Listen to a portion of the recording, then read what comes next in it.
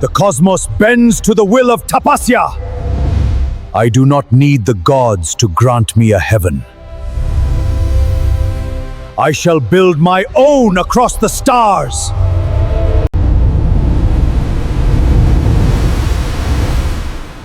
The demons hide where the sun cannot reach. Then the depths shall hide them no longer. I shall drink the seas dry.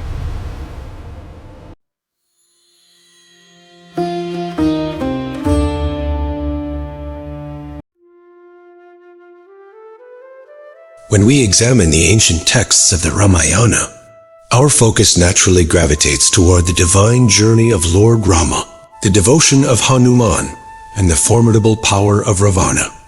However, the true architects of this epic were not the kings who ruled the earth, but the ascetics who mastered the cosmos. In Vedic theology, power is not measured by the strength of one's army, but by the accumulation of tapasya, profound spiritual austerity and meditation.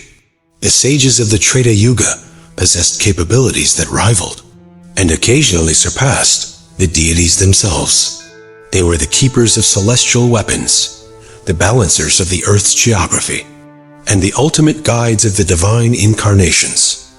Today, we will examine the historical and scriptural significance of the most powerful sages of the Ramayana.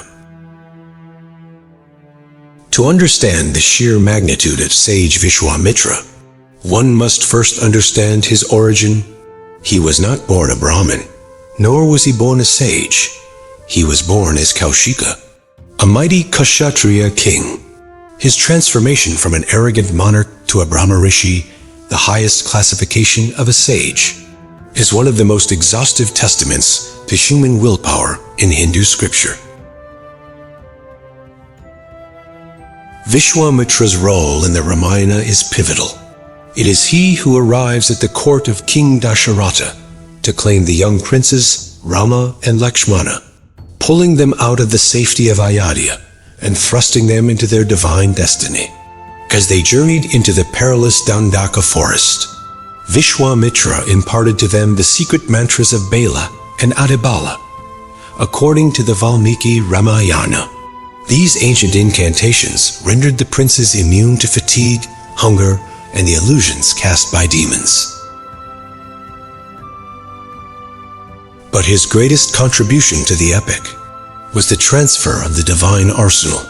Through his millennia of severe austerities, Vishwamitra had acquired the knowledge of every celestial weapon in existence. He possessed the divine astras of Shiva, Vishnu, Brahma, and Indra. By transferring this knowledge to Lord Rama, Vishwamitra effectively armed the divine incarnation with the necessary firepower to eventually dismantle the empire of Lanka. The scriptures document that Vishwamitra's spiritual power was so immense that he once defied the cosmic order entirely. When the gods refused to allow King Trisanku to enter heaven in his mortal body, Vishwamitra did not simply argue with the deities. He began creating an entirely new universe. Using the sheer force of his accumulated tapasya, he forged new stars, new constellations, and a parallel heaven, forcing the gods to negotiate a compromise. This is the caliber of the sages who walked alongside Lord Rama. While Vishwamitra initiated Rama's journey, it was sage Agastya who anchored it. Agastya is a monumental figure in Hindu theology, revered as the father of Tamil literature, and a master of alchemy, medicine, and martial arts. Before the events of the Ramayana, the scriptures detail a crisis involving the Vindhya mountain range. The mountains had grown so high in arrogance that they blocked the path of the sun, casting the southern peninsula into eternal darkness. Sage Agastya approached the mountains. Out of sheer reverence for the great sage, the Vindhyas bowed low to allow him to pass. Agastya commanded them to remain bowed until he returned. He then traveled south and never returned north. permanently balancing the geography of the Indian subcontinent. During the Ramayana, when Lord Rama was traversing the Dandaka forest, he visited the hermitage of sage Agastya. It was here that Agastya gifted Rama a divine bow crafted by Lord Vishnu himself, an inexhaustible quiver of arrows, and a sword housed in a golden scabbard. These were not mere weapons. They were the precise instruments ordained by destiny for the destruction of Ravana. Yet, Agastya's most critical intervention occurred at the climax of the Great War. As Lord Rama stood exhausted on the battlefield of Lanka, struggling to find a way to defeat the seemingly immortal Ravana, Sage Agastya appeared. He initiated Rama into the Aditya Hrudayam, a profoundly powerful hymn dedicated to the sun god, Surya. By chanting this hymn, Rama absorbed the limitless, sustaining energy of the sun, clearing his exhaustion and focusing his divine consciousness, which ultimately led to the fatal strike against Ravana. If Vishwamitra represents the dynamic, universe-altering force of Tapasya, and Agastya represents the foundational mastery of the natural world, then Sage Vashistha represents the absolute, unshakable pillar of Dharma.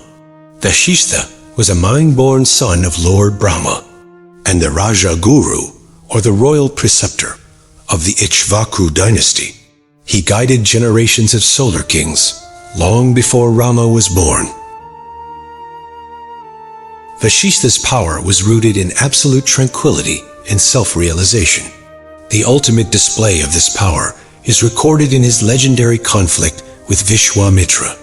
Back when Vishwamitra was still a king, enraged by Vashistha, King Vishwamitra unleashed every known celestial weapon in the universe against the sage. Vashistha did not chant a war mantra or summon a weapon in return. He simply planted his Brahmadanda, a wooden ascetic staff, into the ground. That single wooden staff, charged with the spiritual energy of a true Brahmarishi, absorbed every celestial weapon thrown at it, including the ultimate Brahmastra. It was a profound theological demonstration that the spiritual purity of a Brahmarishi is infinitely more powerful than the physical force of a king. In the Ramayana, Vashistha is the quiet anchor. He performs the fire sacrifices that lead to the birth of Rama. He guides King Dasharatha through the agonizing heartbreak of Rama's exile, and he stands as the spiritual authority who ultimately crowns Rama upon his return to Ayodhya. Vashistha did not fight on the battlefield, but without his spiritual architecture, the kingdom of Ayodhya would not have had the moral foundation to survive the Treta Yuga. The Ramayana is often viewed purely as a conflict between a divine prince and a demon king. But when we look closer at the scriptures, we see that the entire narrative is scaffolded by the ascetics. Vishwamitra provided the initiation and the divine fire. Agastya provided the weapons and the geographic stabilization. Vashistha provided the unbroken lineage of Dharma and moral foundation. They were not merely side characters in a royal epic. They were the cosmic engineers who guided the divine incarnation to fulfill his earthly purpose. Their power was not derived from wealth or armies, but from the absolute mastery of the mind. And the cosmos